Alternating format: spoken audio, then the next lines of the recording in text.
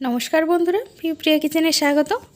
আজকের রেসিপি ডিমের ভাপা। এইভাবে যদি ডিম ভাপা একবার তৈরি করেন তাহলে ডিমের অন্য পদ রান্না ভুলেই যাবেন, এতটা সুস্বাদু এটা তৈরি হবে।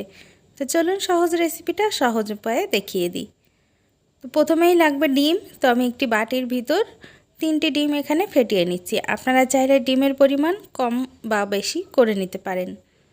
তারপর এর ভিতর দিয়ে দেব কুচি করে রাখা পেঁয়াজ। আমি এখানে একটি মিডিয়াম সাইজের পেঁয়াজ কুচি করে নিয়েছি, সাথেই নিয়েছি 3-4টি কাঁচা লঙ্কা কুচি। স্বাদ মতো লবণ দিয়ে দিলাম, অল্প পরিমাণ হলুদ দিয়ে দিলাম। আপনারা চাইলে হলুদ ছাড়াও কিন্তু ডিমটাকে খুব ভালো করে মিশিয়ে নিতে পারেন, কিন্তু একটু হলুদ গুঁড়ো দিলে কালারটা খুব সুন্দর আসবে। আর যতটা সম্ভব পারবেন আপনারা পেঁয়াজ আর লঙ্কাটা একদম মিহি করে কুচি করার চেষ্টা করবেন, তাহলে দেখবেন পরবর্তীতে ডিমের যে ভাপা তৈরি হবে সেটা ভাঙবে না। এখন একটি প্লেটে অল্প পরিমাণ সর্ষের তেল লাগিয়ে নিলাম আর তারপরে ডিমের মিশ্রণটি প্লেটের ভিতরে ঢেলে দিয়েছি। তেল অবশ্যই একটু লাগিয়ে নেবেন, তা না হলে দেখবেন নিচের দিকটা লেগে গেছে, ডিমটা কিন্তু তোলা সম্ভব হবে না, গুঁড়ো হয়ে যেতে পারে। তাই তেল লাগিয়ে নিলে ইজিলি কিন্তু প্লেট থেকে বা যে কোনো বাটি থেকে উঠে আসবে। এখন একটি কড়াইয়ের ভিতর জল দিয়ে স্ট্যান্ড বসিয়ে দিয়েছি, তার উপরে প্লেটটা দিয়ে ঢাকনা দিয়ে ঢেকে 5 মিনিটের জন্য মিডিয়াম ফ্লেমে ভাপ দিয়ে নিতে হবে। এবার মিক্সচারের বোল নিয়েছি, তার ভিতরে দিয়ে দেব মশলা। কিছু পরিমাণ মশলা ভাপ হতে হতে আমি তৈরি করে নেব। আধা চামচ ধনে, আধা চামচ জিরে দিয়ে দিলাম, তার সঙ্গে দিয়ে দিলাম 4-5টা কাঁচা লঙ্কা। এবার দিয়ে দিচ্ছি রসুন কোয়া প্রায় 8-10টা। তার সঙ্গে অল্প পরিমাণ জল দিয়ে খুব ভালো করে মিহি করে পেস্ট তৈরি করে নেব। আমি এখানে আদা ব্যবহার করিনি, আপনারা চাইলে এর ভিতরে আদাও অ্যাড করতে পারেন। মশলাটা খুব ভালো করে পেস্ট করার পর এর ভিতরে দিয়ে দেব একটি মিডিয়াম সাইজের কুচি করে রাখা পেঁয়াজ। পেঁয়াজটাও এরকম দানা দানা রেখেই বেটে নিতে হবে, মিহি করে পেঁয়াজ বাটার দরকার নেই, তাহলে কিন্তু ঝোলটা অতিরিক্ত গাঢ় হয়ে যাবে, খেতে ভালো লাগবে না। তো প্রায় 5 মিনিট হয়ে গেছে। এখন প্লেটটা সরিয়ে নিয়ে দেখুন কত সুন্দর ডিম ভাপাটা তৈরি হয়ে গেল। হালকা একটু ঠান্ডা হয়ে যাওয়ার পর এটা থেকে পিস করে নিতে হবে। আর তেল লাগিয়ে নিয়েছি যেহেতু, তাই দেখুন ইজিলি কিন্তু প্লেট থেকে ছেড়ে গিয়েছে ডিমটা। এখন এটাকে পিস পিস করে কেটে নিতে হবে। আমি এখানে চৌকো শেপে কেটে নিচ্ছি, আপনারা চাইলে যে কোনো শেপে এটাকে কেটে নিতে পারেন। আর যদি ডিমের পরিমাণ একটু বেশি দেন তাহলে কিন্তু এই ডিম ভাপাটা একটু মোটা মোটা তৈরি হবে, আর সেটা দেখতেও কিন্তু খুব ভালো হবে আর খেতে গেলেও ভালো লাগবে। তো আমি ঠিক এভাবে পিস করে নিচ্ছি, এগুলোকে পিস করে আপনাদেরকে দেখিয়ে দিচ্ছি ভাপ দেওয়ার পর এটা ঠিক কতটা মোটা বা পাতলা তৈরি হয়েছে। দেখুন আমি ঠিক এরকমভাবে ভাপ দিয়ে নিয়েছি, বেশি মোটাও না বেশি পাতলাও না। সাথেই নিয়েছি 2টো সেদ্ধ করে রাখা আলু, তাতে একটু লবণ আর হলুদ মাখিয়ে নিলাম। আলুটাকে সেদ্ধ করে নিলে খুব তাড়াতাড়ি কিন্তু রান্নাটা কমপ্লিট হয়ে যাবে, তাই আমি এখানে আলুটাকে ডুমো ডুমো করে কেটে সেদ্ধ করে নিয়েছি। এখন কড়াইতে দিয়ে দেবো পরিমাণ মতো সর্ষের তেল।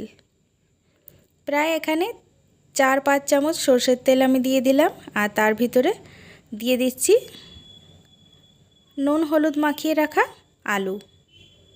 আলুটাকে খুব ভালো করে উল্টে পাল্টে ভেজে নিতে হবে। প্রায় 2 থেকে 3 মিনিট নেড়ে চেড়ে আলুটাকে ভেজে নিয়েছি। এখন এগুলোকে তুলে নেব।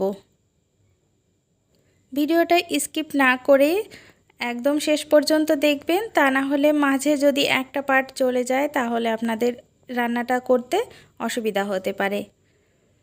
একই তেলে আলুগুলো তুলে নিয়ে এখন ভাপ দিয়ে রাখা ডিমগুলো দিয়ে দিয়েছি, এগুলোকেও একটু হালকা নেড়ে চেড়ে ভেজে নেব। অতিরিক্ত নাড়াচাড়া করলে এই ভাপা ডিমগুলো কিন্তু ভেঙে যাবে, তাই অবশ্যই আলতো হাতে প্রায় 1 থেকে 1.5 মিনিট হাই ফ্লেমে ডিমগুলোকে একটু ভেজে নিতে হবে।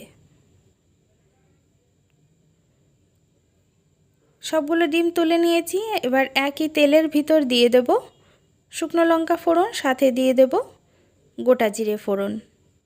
আমি কিন্তু একবারেই যা তেল দেওয়ার দিয়েছি, বারবার তেল দেওয়ার প্রয়োজন নেই। 4-5 চামচ তেলেই কিন্তু রান্নাটা শেষ হয়ে যাবে।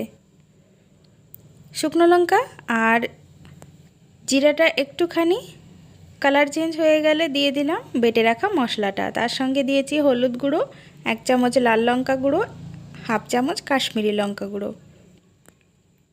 আমি যেহেতু কাঁচা লঙ্কা দিয়েছিলাম তাই এখানে পরিমাণ মতো লঙ্কাটা আপনারা দেবেন। একটু ঝাল ঝাল বেশি হলে এটা খেতে বেশি ভালো লাগে। যেহেতু সব মশলাই প্রায় শুকনো শুকনো ছিল তাই অল্প পরিমাণ জল দিয়ে খুব ভালো করে এটাকে নেড়ে চেড়ে কষিয়ে নিতে হবে। আর কষানোর সময় গ্যাসের ফ্লেমটা অবশ্যই মিডিয়ামে রাখবেন। হাই ফ্লেমে যদি কষিয়ে নেন তাড়াতাড়ি কিন্তু মশলাটা নিচের দিকটা পুড়ে যাবে আর ভালো করে কষানো হবে না। এবার এরকম তেল ছেড়ে আসলে তখন এর ভিতরে পরিমাণ মতো জল দিয়ে দিতে হবে। সাথেই দিয়ে দিলাম স্বাদ মতো লবণ, যাতে ঝোলটা খুব তাড়াতাড়ি ফুটে যায়।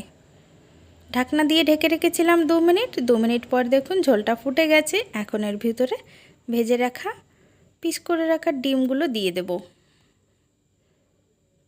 আর ঢাকনা দিয়ে ঢেকে এটাকে হাই ফ্লেমে রান্না করে নেব 3 থেকে 4 মিনিট।